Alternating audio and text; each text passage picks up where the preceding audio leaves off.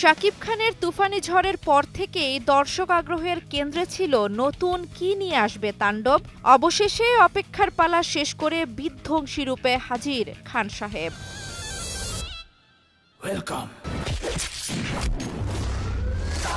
বাংলা সিনেমায় তাণ্ডব শুরু হতে যাচ্ছে যেন এমনই বার্তা নিয়ে এলো তাণ্ডবের টিজার, যেখানে দেখা গেছে এক বিধ্বংসী রূপে হাজির ঢালিউডের এই শীর্ষ নায়ক। মুখে তীব্র প্রতিশোধের আগুন আর চারপাশে ধ্বংসের ছাপ।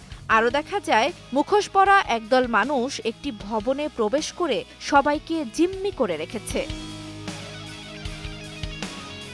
রোববার সকালে টিজারটি প্রকাশ করে শাকিব খান নিজেই লিখেছেন, সিনেমার ভূমিকম্প শুরু হতে চলেছে, বিশৃঙ্খলার নতুন রূপের মুখোমুখি হন। এখানে রয়েছে বহু প্রতীক্ষিত তাণ্ডবের পূর্বাভাস।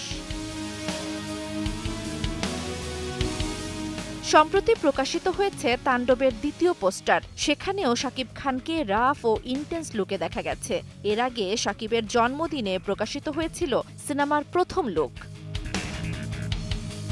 গত শুক্রবার তাণ্ডব টিম শুটিং করতে পাড়ি জমায় শ্রীলঙ্কায়। সেখানে ছবির শেষ অংশের কিছু গুরুত্বপূর্ণ দৃশ্য ধারণ হবে। জান্নাতুল দোলনা, সময় সংবাদ।